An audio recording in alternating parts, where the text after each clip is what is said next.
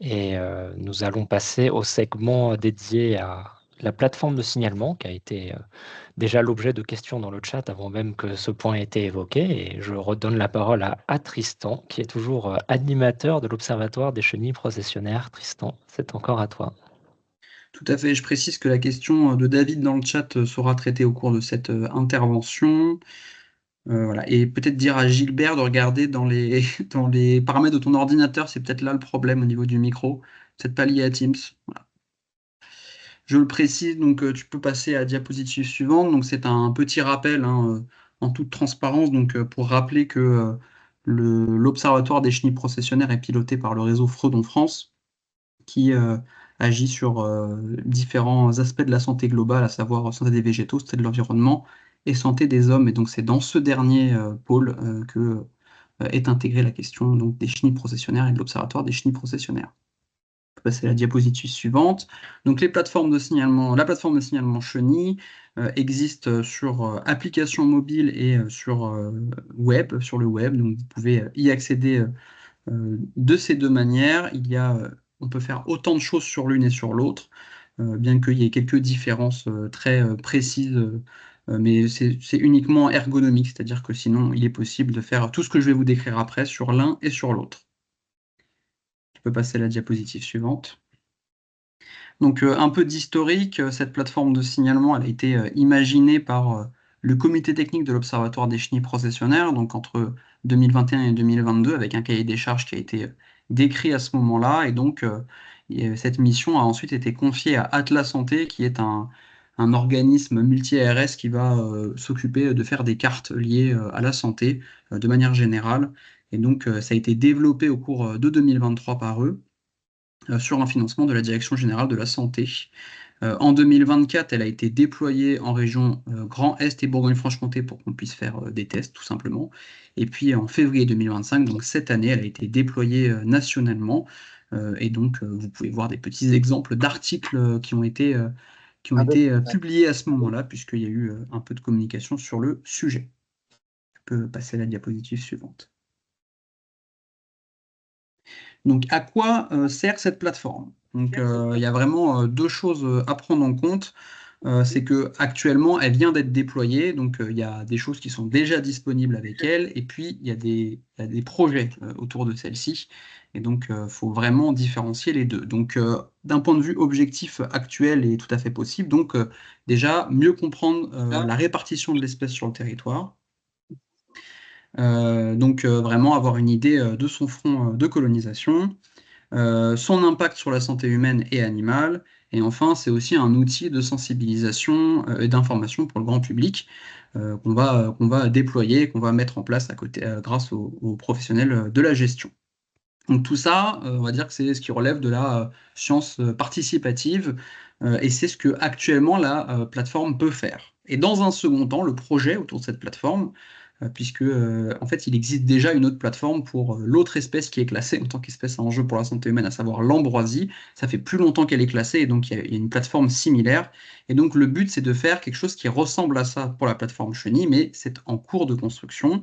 Et donc, à savoir mieux coordonner les acteurs entre eux, donc tous les acteurs qui sont concernés.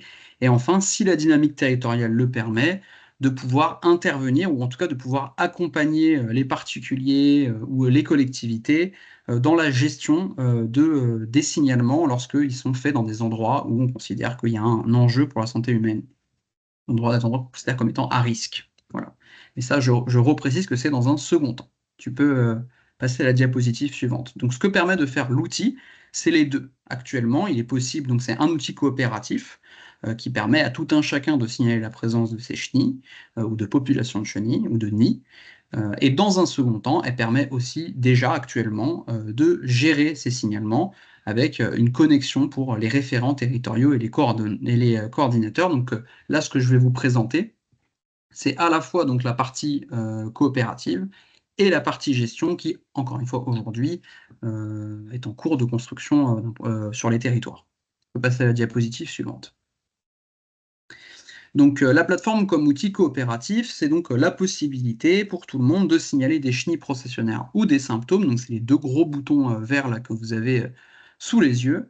Et là, il est important pour moi de vous faire un disclaimer, c'est que tout le monde peut signaler et il n'est pas du tout nécessaire de s'inscrire pour signaler, ni sur l'application mobile, ni sur le site internet. Sur l'application mobile, il y a un bandeau en haut qui donne presque l'impression que tout le monde peut s'inscrire, mais non, l'inscription à la plateforme ne concerne que les référents territoriaux, donc les acteurs de la gestion qui sont désignés par leur commune.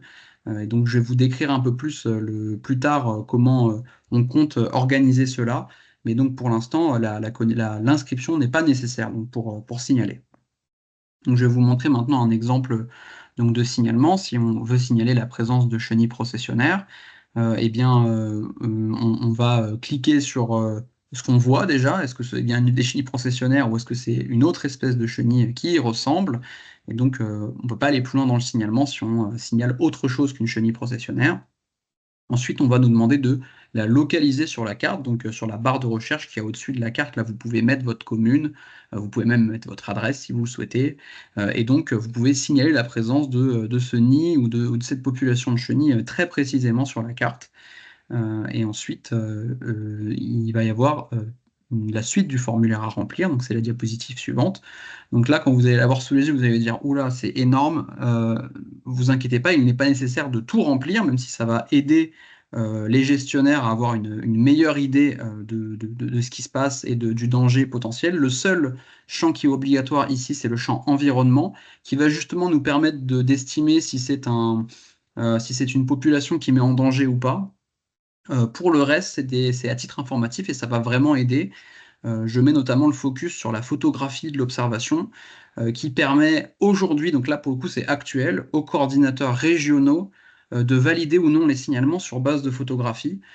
Si vous signalez 100 mètres de photographie et que le coordinateur ne peut pas aller vérifier en détail chaque signalement, donc en allant sur place, eh bien votre signalement ne pourra pas être validé.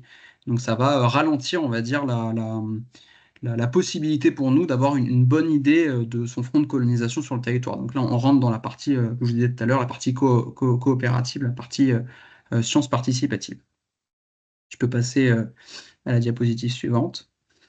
Et donc, une fois que vous avez rempli le formulaire, donc après ce que je vous ai montré là, il y a juste une dernière, enfin, il y a deux derniers champs. Un premier qui vous encourage, et là, vous n'êtes pas obligé à mettre vos noms, prénoms et adresses mail. Ça, c'est le jour où il y aura des référents communaux, territoriaux, pour qu'ils puissent vous contacter, tout simplement, pour vous accompagner dans la gestion, ou tout simplement avoir plus d'infos sur l'endroit exact où est le nid. Et puis après, il y a enfin un dernier champ qui résume tout, et là, vous pouvez envoyer votre signalement. Une fois que vous l'avez envoyé, le formulaire, vous allez être sur cette carte-là. Donc là, ce que vous voyez, c'est tous les signalements qu'il y a eu en 2025 sur l'ensemble du territoire, mais il n'y a pas de distinction entre les signalements qui ont été validés ou non donc, par les référents territoriaux. Ça, ce sera plus tard, je vais vous le montrer. Donc là, maintenant, on a fini sur la partie coopérative. On peut passer à la deuxième partie, donc la plateforme comme outil de gestion. Donc pour cela, les référents territoriaux qui sont désignés par leur commune, dans le cadre de plans de lutte locaux, vont pouvoir s'inscrire sur la plateforme. Et actuellement, c'est déjà possible. Et donc, ces plans de lutte locaux, le but, nous, en fait, c'est d'avoir un maillage de référents sur tout le territoire, qui sont après, eux, animés soit par département, soit par région. Ils vont être formés à la reconnaissance et à la mise en place de modes de gestion adaptés. Donc, c'est ça, en gros, ce qu'on essaie de mettre en place, c'est que chaque région va pouvoir animer des plans locaux de lutte à l'aide de ces référents communaux nommés par leur commune, désignés par le maire. Et donc, à partir de là, ils pourront avoir un accès à la plateforme en s'inscrivant. Et donc, je vais vous montrer juste après à quoi sert l'inscription et donc ce que va voir le référent. On peut passer à la diapositive suivante. Donc, ça, c'est donc pour vous expliquer encore une fois, d'un point de vue réglementaire, je sais que c'est générateur de frustration pour beaucoup de personnes, mais ça prend du temps et c'est bien normal. Donc les départements prennent leurs arrêtés préfectoraux donc, qui mettent en place des plans de lutte adapté. Donc ça prend son temps. Les espèces ont été classées en 2021, les espèces de chenilles processionnaires. Donc forcément, la mise en place de plans d'arrêtés préfectoraux peut prendre du temps. Donc là, si vous souhaitez voir ce qui se passe chez vous, vous pouvez vous rendre sur notre site internet.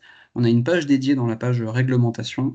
Et donc là, c'est la carte à jour actuellement avec les arrêtés préfectoraux. Donc concrètement, il y en a en région Grand Est, en Normandie, en Bretagne, et puis il y a eu un premier arrêté préfectoral en Centre-Val de Loire l'année dernière, en décembre, qui a été publié. Voilà. Et donc c'est souvent ces arrêtés qui vont objectiver justement cette question du maillage référent. Voilà. Donc tu peux passer à la diapositive suivante. Donc là, ce que vous avez sous les yeux, c'est ce que voit le référent communal, donc là de la commune de Collonges-la-Rouge, donc en cas d'un signalement. Donc il va recevoir par mail le fait qu'il y a eu un signalement sur sa commune. Et donc lorsqu'il va se connecter, il va voir le signalement sur sa commune. Donc c'est le petit point rouge sur la carte. Il va avoir accès au-dessus de sa carte à différents filtres pour pouvoir regarder si c'est des zones à risque ou non. Et donc, en cliquant sur le signalement, c'est ce que vous avez à droite, il va avoir l'ensemble des champs qui sont remplis et il va pouvoir donc valider ou non le signalement, c'est la diapositive d'après, en changeant son statut. Donc, que ce soit, soit comme si rien n'est fait, on va dire que le signalement va rester à valider, ou s'il est impossible de le valider parce que il n'y a pas de photographe, il ne peut pas se rendre sur place, etc., ça va rester à valider. Sinon, après, bah, il va pouvoir changer le statut du signalement pour dire qu'il a été détruit, non détruit, s'il est validé ou non, etc. Donc, cet outil, après, bah, va nous permettre, nous, de faire un suivi un peu national du taux de signalements qui sont détruits, etc. Donc là, tu peux passer à la diapositive suivante. Je vais vous montrer le rôle de coordinateur maintenant. Donc là, vous avez vu ce que voit un référent. Donc le référent, il voit sa commune et rien d'autre en termes de signalement. Et puis là, ce que vous avez sous les yeux, c'est la carte à laquelle j'ai accès moi, donc en tant que coordinateur national, avec l'ensemble des signalements, avec un code couleur. Donc en vert, ce sont les signalements qui sont validés, en bleu, les signalements détruits, en bleu clair, les signalements qui ne représentent pas de risque, en gris, alors il se voit pas bien, mais en gris, ce sont les signalements erronés. Et donc, avec ça, il va être possible de produire nos premières cartographies précises là, dès la fin de l'année, une fois que la saison des chenilles processionnaires sera terminée. Donc là, on arrive sur la fin de la saison des processionnaires du pain. C'est pour ça qu'il y a autant de signalements. Il y a eu quand même sur le lancement là, depuis février 3600, plus de 3600 signalements, ce qui est au-dessus de nos attentes, hein. On est très content. Et donc là, il va y avoir normalement les signalements de chenilles processionnaires du chêne, même si on pense qu'il y en aura moins, puisque c'est une espèce qui est moins connue, notamment parce qu'elle ne va pas sur le sol. Donc généralement, les gens ils en ont un peu moins peur. Et donc le coordinateur, que ce soit donc, national, régional ou départemental, va voir l'ensemble des signalements sur son territoire et va donc pouvoir animer son réseau de référents en les contactant, en leur disant bah, tiens, il y a un signalement là qui est à valider depuis un bout de temps, que se passe-t-il, etc. Donc il y a des plans locaux de lutte qui sont mis en place après, souvent objectivés par donc, les arrêtés préfectoraux et donc avec souvent ce sont des délégations de la part des ARS pour les fraudes régionales. Voilà. On peut passer à la diapositive suivante. Donc évidemment, si vous souhaitez plus d'informations, si vous souhaitez même revoir ces informations, sachez qu'il y a une page sur notre site qui s'appelle Signaler les chenilles processionnaires avec l'ensemble de ces informations. Par ailleurs, il y a donc je rappelle qu'il y a la page sur la réglementation euh, qui est à jour. Donc dès qu'il y a un nouvel arrêté préfectoral qui est publié, vous pourrez le retrouver sur notre site.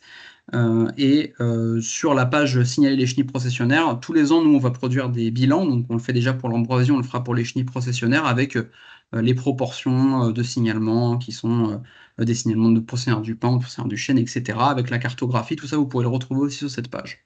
Donc, le dernier élément, c'est pour vous dire que on a une petite newsletter mensuelle, donc c'est un mail par mois avec des articles scientifiques dedans pour de la veille réglementaire, sanitaire et scientifique sur les espèces à enjeu pour la santé humaine. Donc, vous pourrez aussi le retrouver sur notre site. N'hésitez pas à vous y abonner.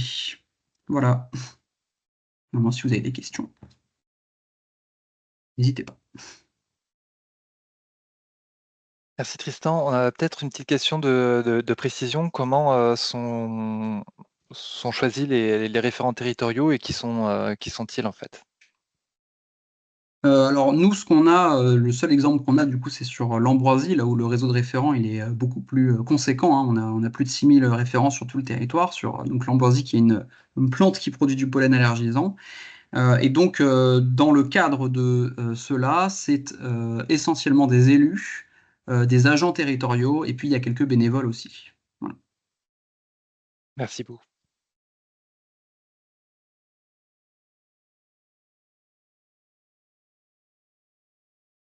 Une question sur la gestion. Donc, quand il y a un signalement, ça remonte donc potentiellement à ces référents quand ils existent. Mais comment est ensuite choisie la mise en place d'un moyen de lutte ou de pas de moyen de lutte? Là, on revient un peu sur ce qu'on a vu tout à l'heure à la fin de la présentation sur les moyens de lutte. Nous, ce qu'on préconise, c'est une distinction entre les zones à haut risque et les zones à faible risque, donc qui sont objectivées dans un arrêté type qu'on a produit à l'Observatoire aussi et qu'on peut aussi retrouver dans nos outils, hein. Vous pouvez aller sur le site et c'est aussi en accès libre. On a produit un vadémécum d'aide à l'élaboration d'un plan local de lutte dans lequel il y a un arrêté type et dans lequel on va distinguer donc de manière assez exhaustive, hein, les lieux dans lesquels on considère qu'il y a un enjeu pour la santé humaine et les lieux où on considère qu'il y en a un peu moins. Et donc, ce qu'on va préconiser lors de nos formations auprès des référents, ça va plutôt être de gérer les chenilles lorsqu'elles sont dans des endroits qui sont à haut risque. Après, il y a une question d'appréciation personnelle aussi, c'est-à-dire que c'est pas possible objectivement de définir très simplement tout ce qui est santé, tout ce qui est dangereux ou pas. Donc le référent va aussi avoir un rôle pour trancher cela. Mais voilà, en tout cas, nous, ce qu'on va préconiser, c'est lorsqu'il y a un impact potentiel dans les zones à haut risque, donc, eh bien, il faut qu'il y ait une gestion. Sinon, si c'est au milieu d'une forêt, encore une fois, un panneau pour dire attention, il y a des chenilles, ne vous approchez pas, c'est bien suffisant. Et donc, à côté de ça, bah, de la prévention, hein, pour le grand public.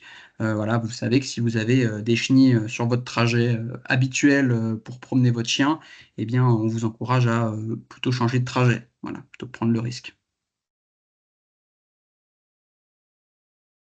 Une autre question, est-ce que les parcs nationaux ont un rôle à jouer dans la régulation des chenilles?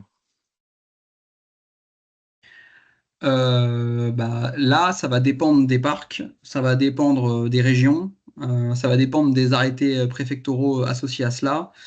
Donc, c'est assez compliqué de répondre comme ça. Si c'est un parc dans lequel il y a beaucoup de randonnées, bah, potentiellement, on peut demander.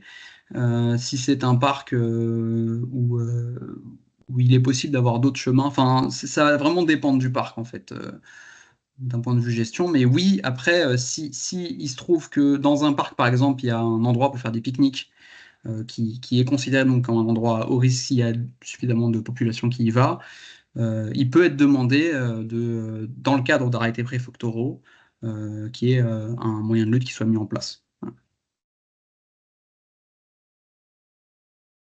Une autre question, quel est le lien entre la plateforme de signalement et le département de la santé des forêts du ministère de l'Agriculture qui assure aussi un suivi des chenilles processionnaires, notamment pour recenser les signalements? Le lien, je ne sais pas si on peut parler de lien, c'est-à-dire que nous, après, quand on va produire nos cartographies, on va essayer d'utiliser un maximum de plateformes différentes. Donc, il existe aussi la plateforme Agir de l'INRAE. Nous, le but, ça va être de concaténer ces différentes informations et ces différentes plateformes, en sachant que nous, le but, c'est que tout le monde puisse signaler, donc le grand public aussi, donc pas seulement des professionnels. Donc, on essaie d'avoir quelque chose d'assez exhaustif. Et puis, à partir de là, on va pouvoir produire les cartographies les plus précises.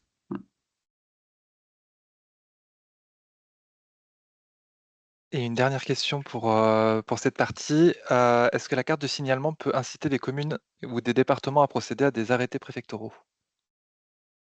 Euh, oui, tout à fait. C'est comment dire, cet outil, il est mis en place, donc il a été réfléchi et mis en place pour cela, hein, c'est-à-dire pas inciter, mais faire en sorte que les acteurs publics puissent mieux comprendre l'ampleur de la problématique sur leur département.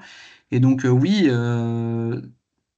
au-delà de cette théorisation, cette année, donc à partir du moment où cette plateforme elle a été mise en place, on a constaté une sorte de, pas d'électrochoc, mais de prise en considération de ces problématiques. Et donc, dans de nombreux départements, la réflexion a été lancée, quoi. Moi, j'ai des retours du coup de tous les coordinateurs régionaux, et dans la plupart des régions, en tout cas, la question se pose côté agence régionale de santé.